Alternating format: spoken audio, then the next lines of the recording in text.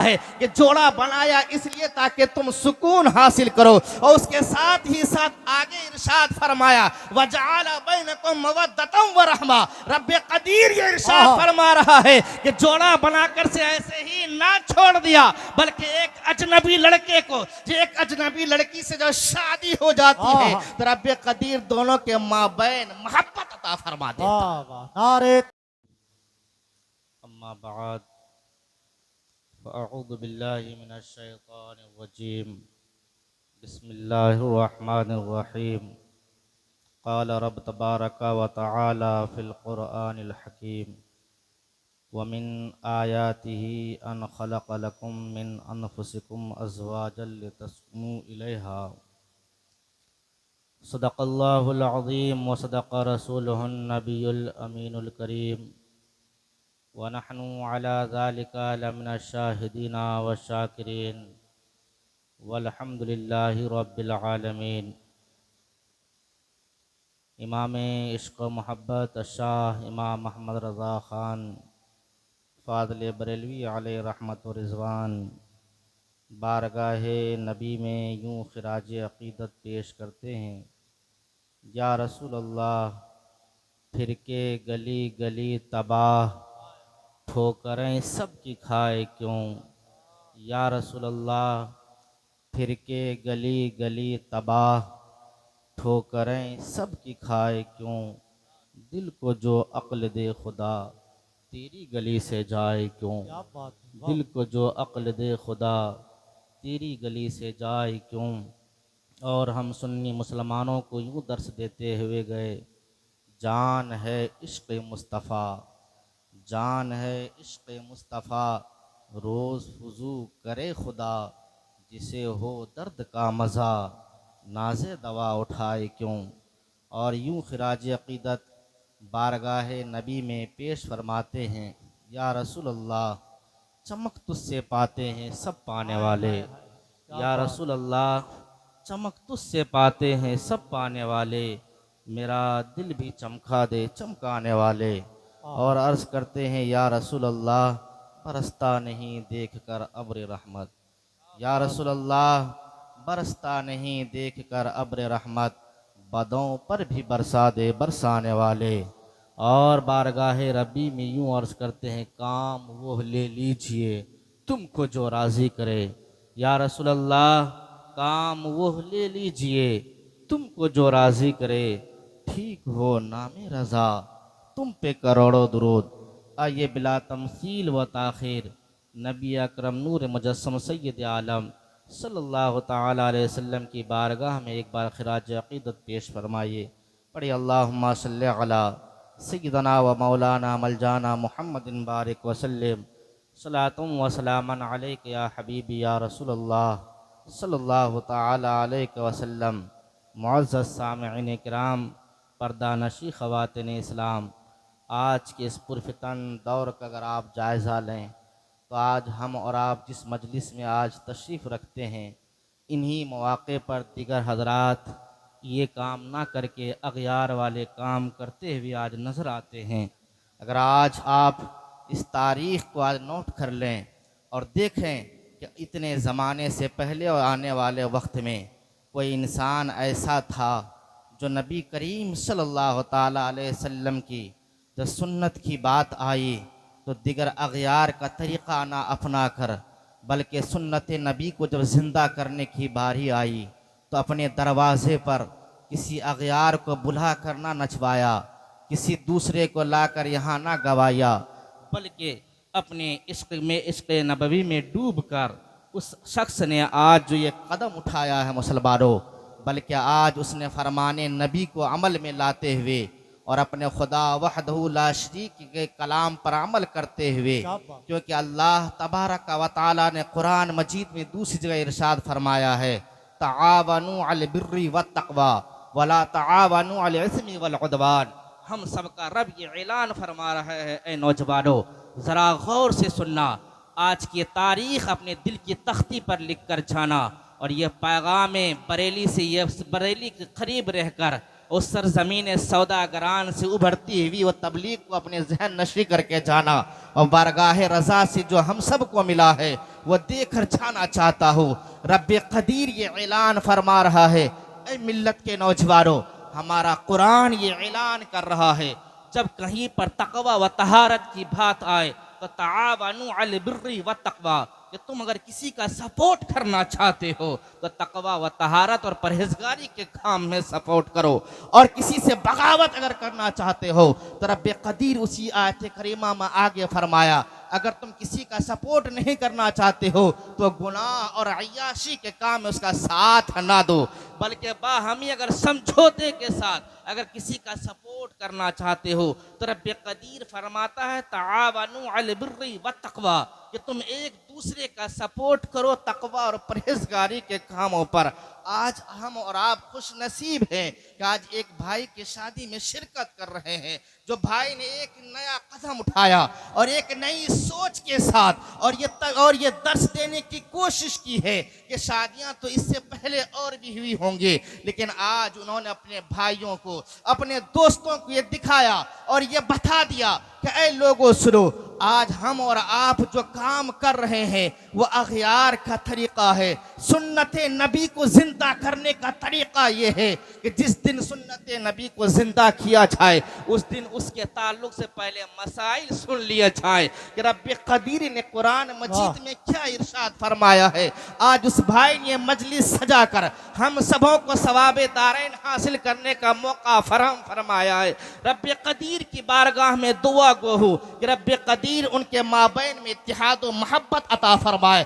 जिस तरीके से रब्बे कदीर ने इस आयत करीमा में इरशाद फरमाया है, रब्बे कदीर ने इरशाद फरमाया, खुतबे के बाद मैंने जिस आयत करीमा की तिलावत का शरफ हासिल किया, मुसलमानों, ऐ नौजवानों जरा गौर करना, हम सब का कुरान ये ऐलान कर रहा है, व मिन आयातिही अन खलक़ लकुम मिन अनफुसिकुम अज़वाजन लितस्कुनू इलैहा, कि अल्लाह की निशानियों में से एक निशानी ये है कि रब्बे कदीर ने तुम्हारे लिए, तुम्हारे ही जिन्स से तुम्हारे लिए जोड़ा बनाया, और बनाया किस लिए? तो उसी रब्बे कदीर की उसी आयत करीमा को पढ़ के देखिए तो रब्बे कदीर ऐ नौजवानों आपको ये ऐलान करता हुआ नजर आएगा कि जोड़ा बनाया सिर्फ अय्याशी के लिए नहीं, तुम्हारे अय्याशी करने के लिए नहीं बनाया है, बल्कि जोड़ा बनाने का जो मकसद है लितस्कुनू इलैहा, ताकि जब उस जोड़े में तुम बंध जाओ तो तुम्हें जिंदगी का सुकून जिंदगी नसीब हो जाए।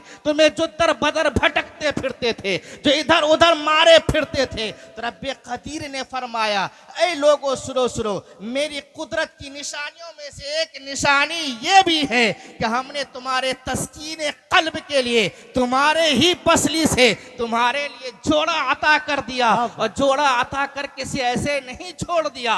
रब्बे कदीर की बारगाह में अर्ज करेंगे, मौला जरा ये तो बता कि लड़की कहीं की होती है, लड़का कहीं और का होता है, लेकिन एक अचानक जब इस बंधन से बंध जाता है तो दोनों के माबैन मोहब्बत कैसे पैदा हो जाती है? तो खुदा आपको ये जवाब देता हुआ मिलेगा। हमारा कुरान ये ऐलान कर रहा है, ऐ नौजवानों सुनो सुनो, रब्बे कदीर ये इरशाद फरमा रहा है कि जोड़ा बनाया इसलिए ताकि तुम सुकून हासिल करो, और उसके साथ ही साथ आगे इरशाद फरमाया वजअल बैनकुम मवद्दतम व रहमा। रब्बे कदीर ये इरशाद फरमा रहा है कि जोड़ा बनाकर से ऐसे ही ना छोड़ दिया, बल्कि एक अजनबी लड़के को, एक अजनबी लड़की से जब शादी हो जाती है तो रब्बे कदीर दोनों के माबैन मोहब्बत अता फरमा देता। नारे तकबीर, नारे रिसालत, मसलक आला हजरत फैजान गौस आजम हजरत मौलाना अहमद रजा मंजरी साहब किबला, मुसलमानाने सिंघाई फरीदपुर बरेली शरीफ,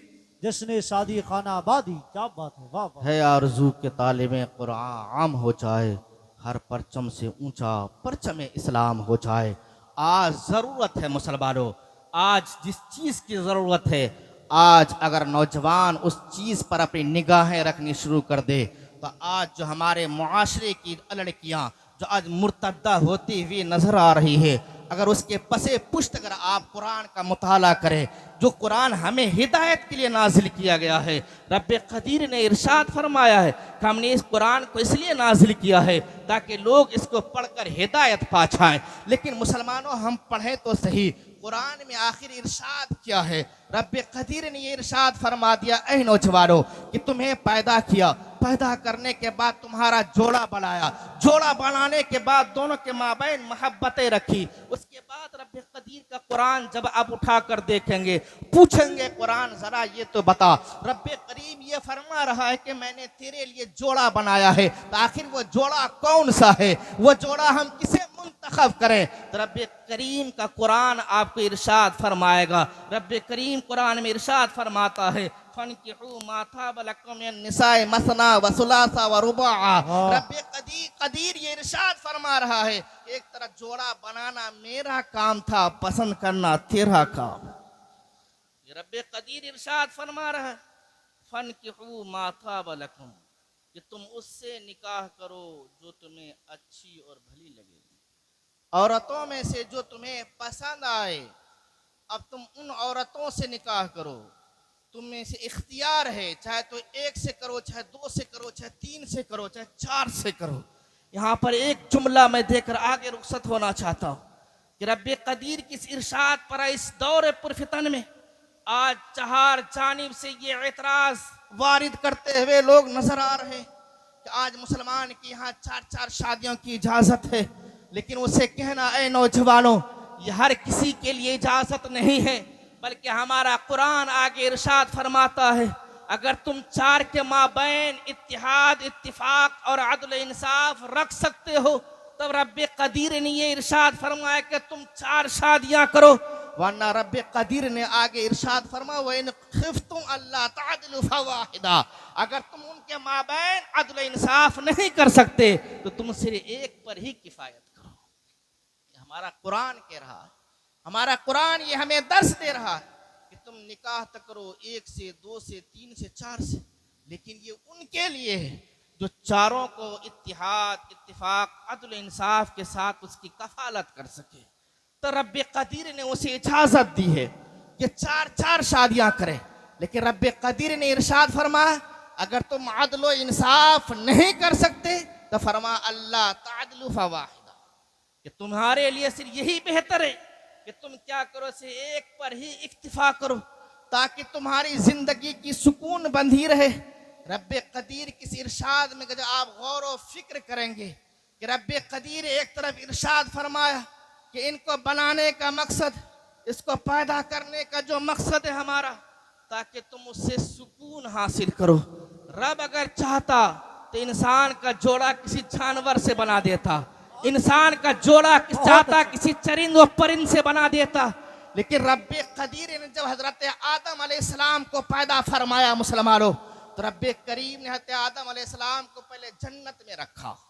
सभी जानते हैं कि रब्बे करीम ने हजरत आदम अलैहिस्सलाम को पैदा करने के बाद जन्नत में रखा, लेकिन वहां सुकून उसे मयसर ना हुई, तो रब्बे करीम ने वह तस्कीन कल्ब के लिए रब्बे कदीर ने जन्नत ही में हज़रत हव्वा रज़ियल्लाहु ताला अन्हा को हजरत आदम अलैहिस्सलाम के बाएं पसली से पैदा फरमाया और फरमाया, ऐ आदम, तुम्हें सुकून जो नहीं मिल पा रही थी, वह तस्कीन कल्ब जो तुम्हें हासिल नहीं हो पा रहा था, आज मैं तुम्हें वह तस्कीन कल्ब के लिए तुम्हारे ही जिन्स से तुम्हारे लिए जोड़ा अता करता हूँ। ये देखिए कि यह लड़की आई कहाँ से। अगर आप देखेंगे हज़रत आदम अलैहिस्सलाम की तख्लीक जमीन पर है और हजरत हव्वा की तख्लीक जन्नत में। हजरत हव्वा की तख्लीक जन्नत में, हजरत हव्वा रज़ियल्लाहु ताला अन्हा कहाँ पर हो रही? जन्नत में। हजरत आदम जमीन पर। अब इससे अंदाजा लगाना चाहिए कि औरत का भी मकाम व मरातिब कम नहीं है। आज जो लोग उसे अपने चप्पल की जूती के बराबर समझते हैं, या उसे हमारे वो नौजवान जो अपने सिर्फ नफसानी ख्वाहिशात की तस्कीन समझते हैं, निकाह करने के बाद उनके हुकूक को कमा हक को अदा नहीं करते हैं और इतने माल व असबाब मिलने के बावजूद उसे लान व तान करते हुए नजर आते हैं।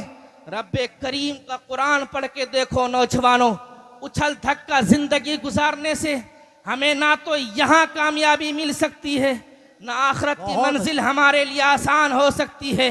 आज जरूरत है इस बात की मुसलमानों कि आज हम अपने उलमा से वो बयानात सुना करें जिससे हमारा मुआशरा सुधर जाया करे। आज जरूरत है इस बात की कि कुरान पढ़ा करें और यही कहा करे है आरज़ू के तालीमे कुरान आम हो जाए, क्या बात है। हर परचम से ऊंचा परचम इस्लाम हो जाए वाह। और अपने दिल में यही कहें उन्हें जाना उन्हें माना, हाँ। न रखा गैर से वाह, वाह, वाह, काम। वाह। लिल्लाहिल हम्द में दुनिया से मुसलमान गया। उस कुरान को उठा कर देखिए, मेरे साहब बहुत रब्बे अच्छे, वाह, कदीर वाह। ने जब ये इरशाद फरमा दिया, जोड़ा बनाया पसंद तुम करो। अब जब पसंद हो जाए, जब शादी हो जाए तो क्या हुक्म है? जरा गौर से सुनना। आज इस शब में मैं कुछ देकर जाना चाहता हूँ। मैं से अपना अंदाज दिखाने नहीं आया, हकीकत बताऊं तो मेरा मुताला अभी जाकर फिर करना, क्योंकि सुबह दर्स देना, सुबह पढ़ाना। या अजीजम हाफिज तौहीद साहब की रिक्वेस्ट कि बार बार हजरत नहीं चलना पड़ेगा, इसलिए आना पड़ा, वरना हमें प्रोग्राम से इतना शगफ नहीं। हकीकत पूछिए तो ना कहीं मैं प्रोग्राम में जाता हूँ ज्यादा, लेकिन ये इनकी ख्वाहिश थी कि नहीं अब हमारे यहाँ बयान कर दें। ऐ नौजवानों जरा गौर करना कि रब्बे कदीर ये इरशाद फरमाया कि जोड़ा बनाया, जोड़ा बनाने के बाद तुम्हें इख्तियार दिया, इख्तियार करने के बाद जब तुम पसंद कर लो तो निकाह कर लो। लेकिन निकाह करने के बाद ना जाने हमारे नौजवानों के दिलो दिमाग में कौन सा शैतान सवार होता है कि जिस खुशी को मनाने के लिए लाखों दसियों लाख माँ बाप खर्च कर देते हैं, लेकिन चंद दिनों के बाद दोनों में आपस में इत्तेहाद और मोहब्बत के बजाय इख्तलाफ की जिंदगी शुरू हो जाती है। वजह क्या है नौजवानों? इस वजह सिर्फ यही कि हम तालीम कुरान से बहुत दूर हो चुके हैं, क्योंकि रब्बे करीम ये कुरान में इरशाद फरमाता है कि जब निकाह हो जाए तो आशिरुहुन्ना बिल मारूफ, कि तुम उनके साथ नेक सुलूक करो। वाह, वाह, वाह। और रब्बे करीम उसी आयत करीमा में आगे इरशाद फरमाया नौजवानों कि जब पसंद से शादी कर लो और उसके बाद जो जिंदगी गुजरनी शुरू हो जाए, लेकिन इत्तेफाक ऐसा पड़ जाए कि जो तुम चाहते थे वैसी ना मिलके कोई उसमें ऐब पैदा हो जाए, तो रब्बे करीम के कुरान को पढ़ने की जरूरत है मुसलमानों। रब्बे करीम जहां पर ये इरशाद फरमा आशिरुहुन्ना बिल मारूफ, तो आगे ये भी इरशाद फरमा उन नौजवानों को मैं कहना चाहूंगा कि खुदा का पैगाम अपने दिल की तख्ती पर लिख कर जाना। अगर पसंद से शादी हो जाए, बाद में कोई ऐब नजर आ जाए, अगर आपने ये सोच कर शादी की थी कि ये बहुत ही हसीना हो जमीला है, लेकिन ब्यूटी पार्लर ने आपको धोखा दे दिया, उसकी वजह से आपने पसंद कर लिया, लेकिन पसंद करने के बाद जब आपने निकाह कर लिया मुसलमानों, तो रब्बे करीम किस फरमान पर अमल करने की जरूरत है मुसलमानों। रब्बे करीम इरशाद फरमाता है वआशिरुहुन्ना बिल मारूफ इन करीहतुमुहुन्ना फअसा अन तकरहू शैअन। रब्बे करीम ये इरशाद फरमा रहा है नौजवानों कि जब पसंद की शादी हो जाए और जब तुम्हारी जिंदगी गुजरने लग जाए और उसके बाद तुम्हें बीवी में कोई ऐब नजर आ जाए, तो रब्बे करीम किस फरमान पे अमल करना कि हो सकता है कि रब्बे करीम ने उस ऐब में तुम्हारे लिए भलाई कसीर रखा हो, ताकि तुम उस ऐब को पाकर जब उसकी जिंदगी तुम गुजारने लग जाओगे, उनके अंदर कोई ऐब पैदा हो गई है, अगर उसके अंदर कोई कजीपन आ गई है, तो रब्बे करीम ये इरशाद फरमा रहा है कि तुम इसमें ये सोचो कि रब्बे कदीर ने हो सकता है कि मेरी तकदीर में ऐसी ही बीवी लिखी और इस ऐब में मेरे लिए भलाई है। तो अगर इंसान इस कुरान के फरमान पे अमल करेगा मुसलमानों, तो बसे बसाया घर नहीं उजड़ेगा। वो माँ बाप जो 10 लाख खर्च करके आपके निकाह में लड़की को सुपुर्द करते हैं, कभी आपने इसका सोचा कि वह 10 लाख रुपया रकम जमा करने के लिए उस बाप की जिंदगी पर कितनी घड़ियां वो गुजरी होंगी कि पेट में भूख की शिद्दत जरूर होगी, लेकिन एक तरफ बेटी की जब शादी की जब उसे ख्याल आता होगा, तो रब्बे करीम की बारगाह में कहता होगा मौला मुझे सब्र अता फरमा, मैं कमा इसलिए रहा हूं ताकि मैं किसी लड़का को इतना दहेज दे सकूं ताकि मेरी बेटी को हुस्न सुलूक के साथ उनकी जिंदगी बसर कराए और दोनों इत्तेहाद और मोहब्बत से रहे। कभी आपने सोचा कि रब्बे करीम बहुत की अच्छे। बारगाह में वो बंदा कितना रो रो के दुआ करता होगा, मौला मेरी बेटी जल्दी से किसी के हाथ किसी के निकाह में चली जाए ताकि मेरी भी इज्जत बच जाए और उनकी भी इज्जत महफूज हो जाए। रब्बे करीम ने इरशाद फरमाया मुसलमानों कि जब निकाह हो जाए तो निकाह होने के बाद उसके साथ हुस्ने सुलूक के साथ पेश आओ। बहुत अच्छे। नारे तकबीर, नारे रिसालत, मसल के आला हजरत, तालीमात मसल के आला हजरत, हजरत अल्लामा अहमद रजा मंजरी साहब किबला, आमद हुजूर अहसन मियाँ साहब किबला, माशाअल्लाह। दुरूद पाक पढ़े, अल्लाहुम्मा सल्ली अला अल्लाहु रब्बु मुहम्मदिन सय्यिदना मौलाना मलजाना बारिक वसल्लम सलातुम व सलामुन अलैका या रसूलल्लाह सल्लल्लाहु तआला अलैहि वसल्लम। रब्बे करीम कुरान में इरशाद फरमा रहा है, वआशिरुहुन्ना बिल मारूफ, कि जब निकाह हो जाए तो उनके साथ हुस्न सलूक के साथ पेश आओ। और अगर कोई ऐब नजर आ जाए तो रब्बे करीम ने फरमाया कि हो सकता है कि तुम्हारे लिए उसमें भलाई कसीर रखी हो, सुभान अल्लाह, और अगर तुम उस पर सुभान अमल कर अल्लाह। लोगे तो यहाँ भी कामयाबी की मंजिल तय कर लोगे, यहाँ भी कामयाब है वहाँ भी कामयाब है। कुरान को पढ़ने की ज़रूरत है मुसलमानों, है आरज़ू के तालीम कुरान आम हो जाए, हर परचम से ऊंचा परचम इस्लाम हो जाए। अब देखिए कि घरेलू ज़िंदगी किस तरीके से रब्बे करीम ने कुरान में इरशाद फरमाया है। आज हमारे मुआशरे के नौजवान नातिया कलाम तो बहुत गौर से सुनते हैं, लेकिन जब नसीहत की बातें होने लग जाती है तो दाएं बाएं ताका झांकी शुरू कर देते हैं।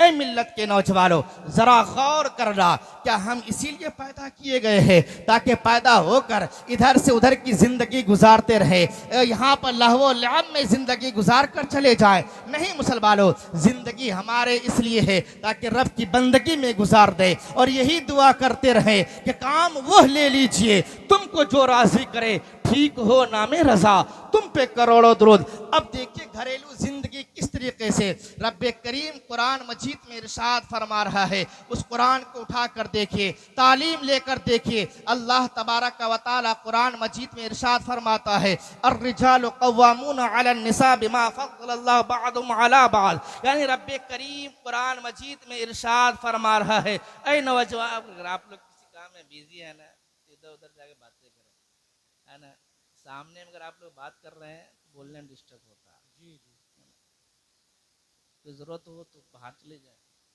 दुरूद पाक पढ़े, अल्लाहुम्मा सल्ली अला सय्यिदना मौलाना मलजाना बारिक वसल्लम सलातुम व सलामुन अलैका या रसूलुल्लाह सल्लल्लाहु अलैहि वसल्लम। माइक हल्का रिपीट दें, आपके सेटिंग सही नहीं है माइक का। दुरूद पाक पढ़े, अल्लाहुम्मा सल्ली अला सय्यिदना व मौलाना मलजाना मुहम्मदिन बारिक वसल्लम सलातुम व सलामुन अलैका या हबीबी या रसूलल्लाह सल्लल्लाहु तआला अलैहि वसल्लम।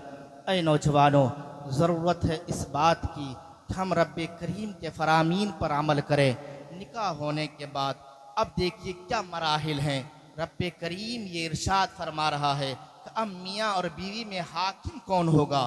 तो अब जब कुरान से आप पूछेंगे, ऐ कुरान ज़रा ये तो बता, मियाँ बीवी में घर का गार्ड कौन होता है, कायद कौन होता है, घर का सदर कौन होगा, तो रब्बे करीम आपको ये जवाब देता हुआ नजर आएगा कि ऐ नौजवानों, कुरान उठा कर देखो। कुरान ये कह रहा है, अर्रिजालु कव्वामूना अलन निसा, कि औरतों के जो हाकिम हैं वो मर्द ही हैं, और इसलिए कि बिमा फद्दलल्लाहु बअदहुम अला बअदिन, रब्बे कदीर ने इसी वजह से एक को दूसरे पर फजीलत अता फरमा दी है, और फजीलत की वजह भी इरशाद फरमाया, इसलिए कि बिमा अनफक़ू मिन अम्वालिहिम, और औरत पर मर्द को हाकिम क्यों बनाया है, इसलिए कि रब्बे कदीर फरमा रहा है कि मर्द हाकिम इसलिए है वो अपने माल अपने बीवियों पर खर्च करते हैं। लेकिन आज के इस पुरफतन दौर में जब जायजा लिया जाए कि रब तो ये फरमा रहा है कि उसे इसलिए हाकिम बनाया गया है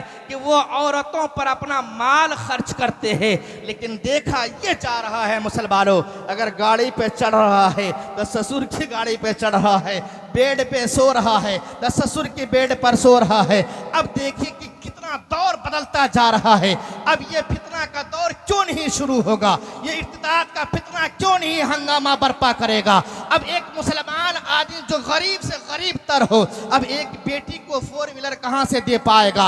अब एक बेटी को वो कहाँ से वो अच्छी से अच्छी गाड़ी अता कर पाएगा? जरा देखे तो सही, मर्द की पहचान कुरान ये इरशाद फरमा रहा है कि मर्द वो है जो औरत पर अपना माल खर्च करे। अब जब उल्टा हो रहा है तो कहाँ हम और आप कहाँ जा रहे हैं? कुरान ये कह रहा है मर्द वो है जो अपना माल औरतों पर खर्च करे, लेकिन आज उल्टा देखा जा रहा है कि आज मर्द वो है जो औरतों से माल लेकर शादी करे। आज दूल्हा खरीद कर आज बेटियों को अता किया जा रहा है। आज इर्तिदाद का समरा हम और आपके सामने क्यों आ रहा है? आज मिल्लत की शहजादियां आज मुर्तद्दा क्यों हो रही है? तो अगयार लेकर क्यों जा रहे हैं? इसलिए कि मुसलमानों के अंदर ये अगयार वाली चीजें आ गई है। अगयार पहले दहेज लिया करते थे मुसलमानों, अगयार पहले 4 व्हीलर लिया करते थे मुसलमानों, अगयार पहले 2 व्हीलर लिया करते थे मुसलमानों। मुसलमान सुन्नते नबी को अपनाते हुए दो गवाहों के बीच में लड़की से जाबो कबूल कर लिया करते थे, और जब उस शिकम से जब औलाद पैदा होती थी तो वही औलाद गौसे आजम हुआ करती थी मुसलमानों। वही औलाद कभी आला हद के शक्ल में नजर आती थी मुसलमानों, कभी वही औलाद ताजुश शरिया के ताजो शरिया बल्कि दिखाती थी मुसलमानों। लेकिन आज अगर हम देख ये रहे हैं कि आज हमारी शहजादियां जब घर से जा रही है तो माँ बाप को रुलाते हुए जा रही है। वो इसलिए रो रहे हैं माँ बाप कि हमारी बेटी आज जब जा रही है घर से तो आज हमें 20 लाख का मकरूज कर कर जा रही है। अब ये बताओ कि रब तो ये फरमा रहा है हमने लड़की इसलिए पैदा किया ताकि तुम सुकून हासिल करो, लेकिन क्या तुम सुकून को गारत करके क्या सुकून की जिंदगी नसीब कर सकते हो? हरगिज नहीं मुसलमानों। लेकिन फिर भी वो माँ बाप अपने दिल पर पत्थर रखकर यही दुआ देते हैं, बेटा आज हम तुम्हारे हाथ अपनी बेटी दे रहे हैं, इसे अच्छे से खिलाना, इसे अच्छे से इसकी परवरिश करना, इसे कोई तकलीफ ना होने देना। रब्बे कदीर ने तुम्हें हाकिम बनाया है, इन्हें महकूम बनाया है, तो अपना फरीजा अंजाम देते रहना ताकि रब्बे कदीर तुम्हें यहाँ भी कामयाब कर दे और आखिरत में तुम दोनों को जन्नती बना दे।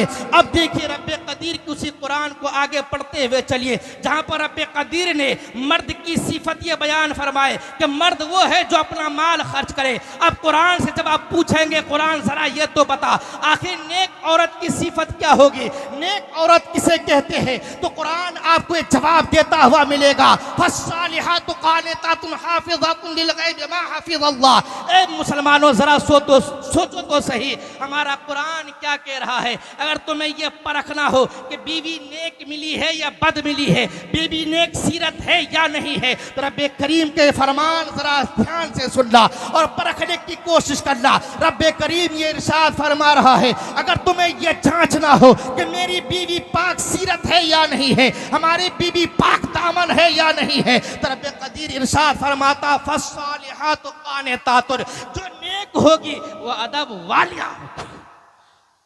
रब्बे करीम फरमा रहा है अगर आपको जांचना हो कि मेरी बीवी नेक है या नहीं है, तो रब्बे करीम फरमाता है कि नेक बीवी की पहचान ये है कि अपने शौहर की वो अदब करती है। आज बेअदब और बेपर्दा औरतें कहाँ से औरत अपने शौहरों की अदब करेगी? उसकी वजह यह है मुसलमानों कि जब तक वो बचपन की जिंदगी गुजारती रही ना तो माँ बाप ने कभी उसे सलीका व तरीका सिखाया, ना फरमाने रब्बी पढ़कर सुनाया।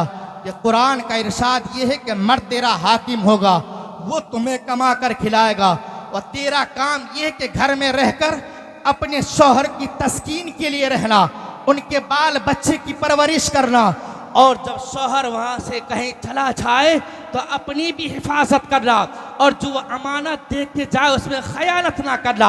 रब्बे कदीर इसी आयत करीमा में इरशाद फरमाया मुसलमानों कि नेक की पहचान यह है कि वो अदब वालियाँ होंगी, वो बेमा हाफिज़ल्लाह और अपने एक शर्मगाह की वह हिफाजत करती होगी जिस तरीके से रब्बे कदीर ने उसे हिफाजत करने का हक दिया।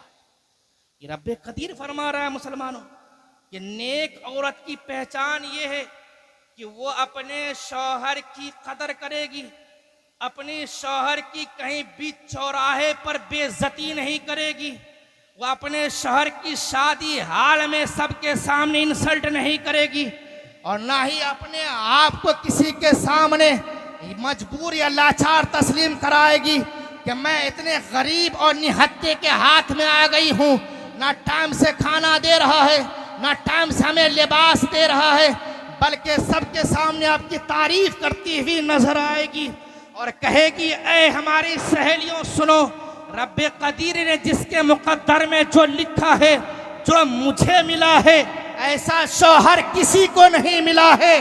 और सब सहेलियों के सामने वो ये कहने से नहीं चुकेगी कि ऐ सहेलियों सुनो, तुम्हारे शौहर तुम्हें मुबारक हो और हमारा शौहर हमें मुबारक हो। बहुत अच्छे, लेकिन ये जिंदाबाद, कब जिंदाबाद। मुसलमानों कि जब हम अपने तालीम कुरान से खुद को भी आरास्ता होंगे और अपने शहजादियों को कुरान की तालीम से आरास्ता करेंगे, जब उन्हें यह पता चलेगा कि रब्बे कदीर ने नेक की पहचान ये बताई है, फरमा बरदार औरत की पहचान ये बताई है कि जो फरमा बरदार होगी वो अपने शौहर की अदब करती होगी।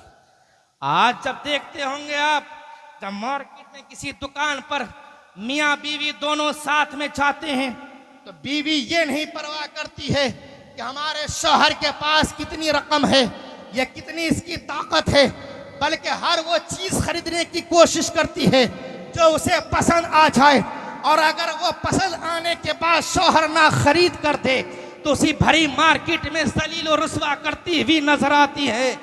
तो मिल्लत के नौजवानों, ये समझ लेना कि ये औरत को तालीमे नबी से कभी भी पाला नहीं पड़ा है, इन्होंने कभी दरसे नबी नहीं ली है, कभी इसने कुरान नहीं पढ़ा है, इसलिए आज मेरे साथ बदतमीजी कर रही है। लेकिन उसी कुरान को उठा कर देखो, अगर औरत बदतमीजी पर आमादा हो जाए, अगर आपको इंसल्ट करने लग जाए, तो आज हमारे मुआशरा का हाल ये हो चुका है, अगर वो तजलील पे तजलील करती रहे, उसे नोक झोंक करती रहे, तो आज के नौजवानों का हाल ये हो गया है कि फौरन मार धाड़ पर उतर जाते हैं, फौरन उसे भी निकाह से मुनक़ता कर देते हैं। लेकिन ऐ मिल्लत के नौजवानों, कुरान उठा कर देखो, कुरान हमें क्या दर्श देता है। अगर औरत नाफरमान हो जाए, उसी सफ़े को आगे पढ़ के देखो, रब्बे करीम फरमाता है, वल्लाती तखाफूना नुशूज़ुन्ना फईज़ूहुन्ना वहजुरुन्ना फिल मज़ाजि'i वज़रिबूहुन्ना। कि रब्बे कदीर ये इरशाद फरमा रहा है, ऐ मिल्लत के नौजवानों, ये जरा गौर से सुन के जाना। आज मैं इसी सफ़े की तफसीर पढ़ा कर जाना चाहता हूँ। ये एक ही सफ़े पे सारी इबारत है कि रब्बे कदीर ये इरशाद फरमा रहा है 5वें पारे में कि जब औरत से तुम्हें ये अंदेशा हो जाए कि ये नाफरमान हो जाएगी, वल्लाती तखाफूना नुशूज़हुन्ना फईज़ूहुन्ना, तो रब्बे कदीर हमें ये दर्श दे रहा है मुसलमानों, जब तुम्हें ये अंदेशा हो जाए कि मेरी बीवी मेरी बेइज्जती करने पर आमादा हो जाएगी, भरे मंच पर ये जाकर हमें तमाचा मार देगी, तो रब्बे कदीर के कुरान पढ़ के देखो उस वक्त हमें किस तरह सब्र से काम लेना चाहिए।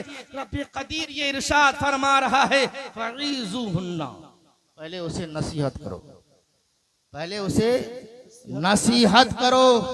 आज लेकिन आज हमारा नौजवान अगर उसे पलट कर उसकी बीवी जवाब दे दे कि नहीं मैं ये ना करती, तो लड़का फौरन कहता है कि अगर तू यहाँ से गई तो तुझे तलाक, अगर ये काम ना की तो तुझे तलाक।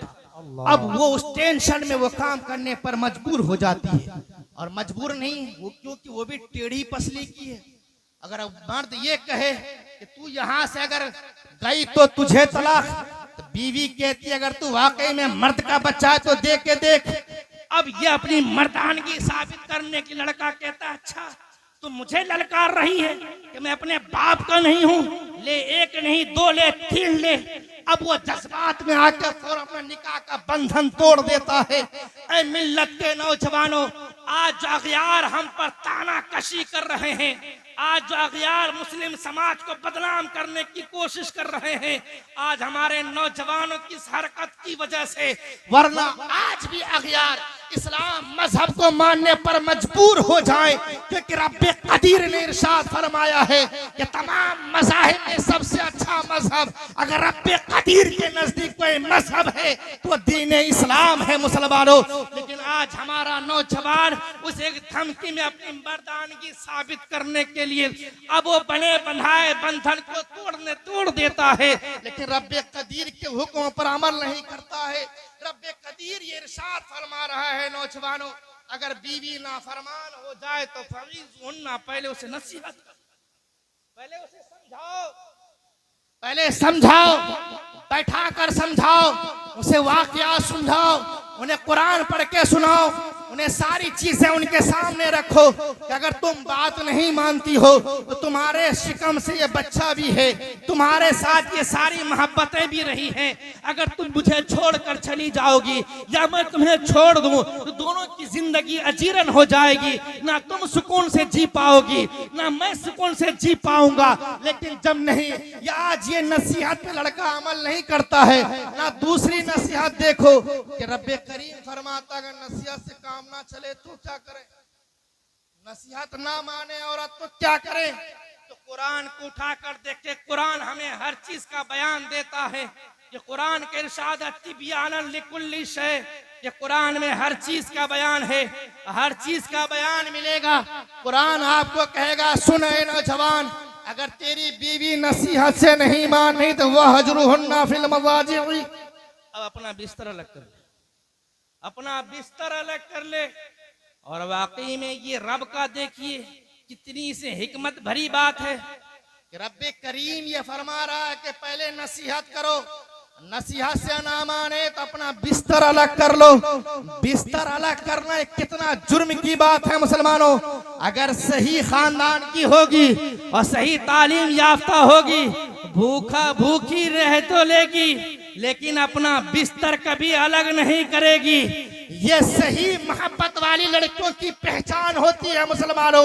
रब्बे करीम ने इसलिए इरशाद फरमाया कि जब तुम नसीहत करो, नसीहत ना माने बिस्तर अलग कर लो।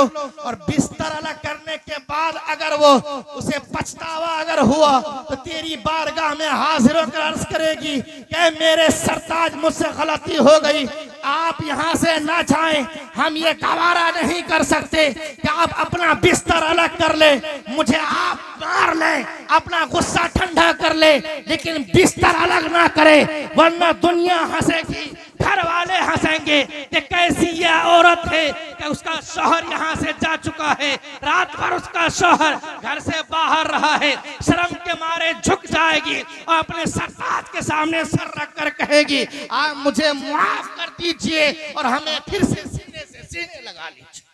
ये रब्बे करीम का फरमान है मुसलमानों कि रब्बे करीम ने फरमाया पहले उसे नसीहत करो, नसीहत से ना माने तो फिर क्या करो, वज़रिबूहुन्ना, फिर उसे क्या करो, मारो, उसे मारो। ये रब का फरमान है, पहले नसीहत करो, नसीहत से ना माने बिस्तर अलग करो, बिस्तर से भी ना माने तो उन्हें ज़रबे खफीफ लगाओ। ये मारने का हुक्म रब्बे कदीर दे रहा है मुसलमानों, लेकिन मारने का ये मतलब नहीं जो आज हमारे नौजवान करते। ये कहीं से आया नमक तेज फौरन तमाचा उठाया मार दिया, नहीं मिल्लत के नौजवानों, बल्कि अल्लाह के हबीब सल्लल्लाहु ताला अलैहि वसल्लम ने इरशाद फरमाया कि जिसको सूंघा जाता उसको मुरझाया नहीं जाता। ऐ मिल्लत के नौजवान, नबी कौनैन सल्लल्लाहु ताला अलैहि वसल्लम के फरमान पर अमल करना कि कभी भी औरत को उसके चेहरे पर न मारना। कि अल्लाह के हबीब सल्लल्लाहु ताला अलैहि वसल्लम इरशाद फरमाते हैं कि जिसको सूंघा जाता है उसको मुरझाया नहीं जाता। ये अल्लाह के हबीब सल्लल्लाहु ताला अलैहि वसल्लम का फरमान है, लेकिन अगर उससे भी ना माने फिर देखो क्या है, आज हमारे मिल्लत के नौजवान फौरन तलाक दे देते हैं, कुरान के तालीम पर अमल नहीं करते। कुरान के अगर तीनों चीजें काम ना आए, नसीहत भी काम ना आए, बिस्तर अलग करना भी काम ना आए, मारना भी काम ना आए, तो रब्बे कदीर का फरमान फिर से उठा कर देखो और पूछो ऐ मेरे मौला तेरा फरमान ये है कि पहले मैं नसीहत करूं, नसीहत से ना माने तो मैं बिस्तर अलग कर लूं, वो भी करके देखा, मार कर भी देखा, ऐ मेरे मौला अब मैं क्या करूं। तो रब्बे कदीर फरमाएगा अगर उससे भी नहीं मान रही है तो रब्बे कदीर फरमाओ इन खिफ्तुम शिकाक बैनहुमा, फबअसू हकमम मिन अहलिही व हकमम मिन अहलिहा। रब्बे कदीर फरमा रहा है उसी सफ़े पर है मिल्लत के नौजवानों, हमारा कुरान ये ऐलान कर रहा है अगर तीनों चीजें काम ना आए तो रब्बे कदीर फरमाता है कि एक हाकिम मर्द के तरफ से और एक हाकिम औरत की तरफ से बैठ जाए, इन युरीदा इस्लाहन युवफ़्फ़िक़िल्लाहु बैनहुमा। रब्बे कदीर फरमाता है अगर दोनों के घर वाले बैठकर दोनों के घर को बसाना अगर चाहेंगे तो रब्बे कदीर दोनों के माबैन सुलह फरमा देगा। क्या बात। तालीम है आरज़ू के तालीम कुरान आम हो जाए, हर परचम से ऊंचा परचम इस्लाम हो जाए, हर परचम से ऊंचा परचम इस्लाम हो जाए। ऐ मिल्लत के नौजवानों, जरूरत है इस बात की हम कुरान को पढ़ें, कुरान को पढ़ाएं, कुरान को समझें, कुरान को समझाएं, ताकि अगयार भी आज हमारे हाथों पर ईमान लाने पर मजबूर हो जाए कि इस्लाम इसे कहते हैं। इस्लाम ने औरतों को तंग नहीं किया मुसलमानों, बल्कि इस्लाम ने औरतों को मकाम अता फरमाया है। इमाम अहमद रजा खान फाज़िल बरेलवी अलैहि रहमत व रिज़वान फरमाते हैं वो जो ना थे तो कुछ ना था, वो जो ना हो तो कुछ ना हो, वो जान है जहान के, वो जान है तो जहान है। अगर आप हदीस उठाकर देखेंगे इसी औरत के ताल्लुक से, आज ये सोशल मीडिया पर लोग प्रोपगंडा करते हुए नजर आते हैं कि इस्लाम में औरतों को कैदोबंद की जिंदगी मैसर है। नहीं लोगों, इसी इस्लाम ने औरतों को मकाम दिया है। आप उस तारीख उठाकर देखेंगे कि सरजमीन अरब पर जब इन्हीं औरतों को गुलाम बांदी बनाकर जब इसे बेचा जाता था, नोचा जाता था, तो इसे जिंदा दरगोर कर दिया जाता था। हम सबके हबीब सल्लल्लाहु ताला अलैहि वसल्लम ने इरशाद फरमाया जिस घर में 3 बेटियां हो जाए या जिस घर में 1 बेटी हो जाए या 2 बेटी हो जाए, अल्लाह के हबीब सल्लल्लाहु ताला अलैहि वसल्लम फरमाते हैं चाहे कितनी भी बेटियां हो जाए और वो बाप और माँ बाप उनकी परवरिश सही करके उनका रिश्ता सही कर दे, तो रब के हबीब फरमाते हैं वो दोनों के दोनों जन्नती हो जाते हैं। हुजूर ने फरमाया 1 की निकाह कर दे तब भी जन्नती है, 2 की निकाह कर दे तब भी जन्नती है, 3 की निकाह कर दे तब भी जन्नती है। तभी इमाम अहले सुन्नत फरमाते हैं वो जो ना थे तो कुछ ना था, वो जो ना हो तो कुछ ना हो, वो जान है जहान के, जान है तो जहान। आज लोग ये कहते हैं कि नबी कौनैन सल्लल्लाहु ताला अलैहि वसल्लम ने औरतों के साथ हम लोगों को सख्तियां बरतने का हुक्म दिया है, लेकिन ऐ अगयार सुनो, इस्लाम पहले पढ़ के तो देखो इस्लाम ने क्या हमें पैगाम दिया है। बस इसी बात अपने गुफ्तगू में समझने की कोशिश कर रहा हो। बस 2 मिनट और सुने कि आखिर सालिहात कौन लड़कियां होती है मुसलमानों। लेकिन यही लड़कियां मुसलमानों अगर तालीम याफ्ता होती है तो ये खुद भी जन्नती हो जाती है, अपने वालिदैन को भी जन्नती बना देती है। इमाम अहमद रजा की इसी शेर को मद्देनजर रखते हुए आगे बढ़ते हुए चलिए, इमाम गजाली हुज्जतुल इस्लाम इमाम गजाली रहमतुल्लाह अलैह अपनी एक किताब इह्या उलूम में एक वाकया नकल फरमाते हैं। ऐ मिल्लत के नौजवानों, ऐ नौजवानों जरा गौर से सुनना, यह आखिरी बात में पेश करके रुखसत होना चाह रहा हो। हुज्जतुल इस्लाम इमाम गजाली रहमतुल्लाह अलैह एक रिवायत नकल फरमाते कि जमाना रिसालत में एक शख्स था, जब वो घर से जाने लगा तो अपनी बीवी को ये वसीयत करके गया कि मेरे इजाजत के बगैर घर से बाहर ना जाना, घर से बाहर ना जाना। अब इधर उस शहर का जाना था, अब वो औरत को हुक्म ये है कि अपने शौहर की इताअत करे। अब इधर होता ये है कि उनके वालिद गिरामी की तबीयत अलील हो जाती है। अब बारगाह नबी में वो औरत ये कासिद भेजकर ये मसला मालूम करवाती है कि जाओ नबी कौनैन सल्लल्लाहु ताला अलैहि वसल्लम से ये मसला पूछ कर आओ कि मेरा शौहर मुझे मना करके गया है कि मैं उनकी इजाजत के बगैर घर से बाहर ना जाऊं। अगर हुजूर इजाजत दे दें तो मैं अपने वालिद गिरामी की आयादत कर आऊं। अब वो कासिद मसला पूछने के लिए नबी कौनैन सल्लल्लाहु ताला अलैहि वसल्लम की बारगाह में पहुंचता है। नबी कौनैन सल्लल्लाहु ताला अलैहि वसल्लम जवाब इरशाद फरमाते हैं, ऐ फलां जाओ उस औरत से ये कहो कि तुम अपने शौहर के हुक्म की तामील करो। अब देखिए कि नबी कौनैन सल्लल्लाहु ताला अलैहि वसल्लम के पास ये मसला गया कि अगर आप इजाजत दे दें, एक तरफ शौहर का हुक्म है कि घर से बाहर ना जाऊं, तो नबी कौनैन सल्लल्लाहु ताला अलैहि वसल्लम इरशाद फरमा रहे हैं कि उस औरत से कहो कि अपने शौहर ही की बात पर अमल करें, वह कहीं ना जाए। अब ये औरत जब ये जवाब सुनती है तो हैरान और परेशान हो जाती है, अब करूँ तो क्या करूँ। यहाँ तक कि बार बार वो साइल को भेजती रहती है, लेकिन बार बार बारगाह रसूल से यही जवाब आता है कि उस औरत से जाकर ये कह दे कि अपने शौहर के हुक्म की इताअत करे।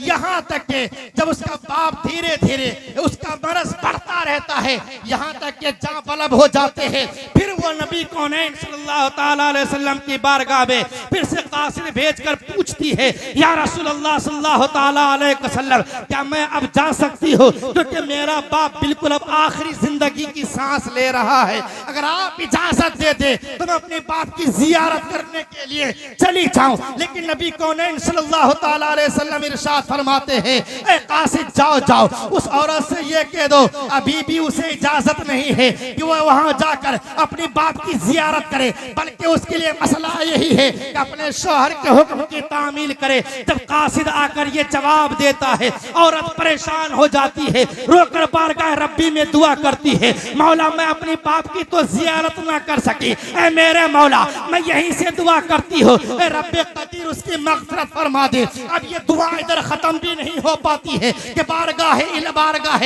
इलाही से नबी की बारगाह में पैगाम आता है कि आप उस औरत के पैगाम सुना दे कि जो सब्र करता है, सब्र करने वालों के लिए अल्लाह है, और सब्र करने वालों का फल ये है उसे जन्नत अता कर दिया जाता है। अब रब की बारगाह से अब पैगाम ये आ रहा है, नबी कौनैन सल्लल्लाहु ताला अलैहि वसल्लम अपना कासिद भेज कर फरमाते हैं, जाओ उस औरत से ये कह दो जो तुमने शौहर के हुक्म पर आमन्ना सद्दकना कहा, जो तुमने अभी तक अमल किया है उसका समरा ये मिला है कि रब्बे कदीर ने तेरे सब्र की वजह से तेरे गुनाहों को भी माफ फरमा दिया है और तेरे बाप को भी जन्नती बना दिया है।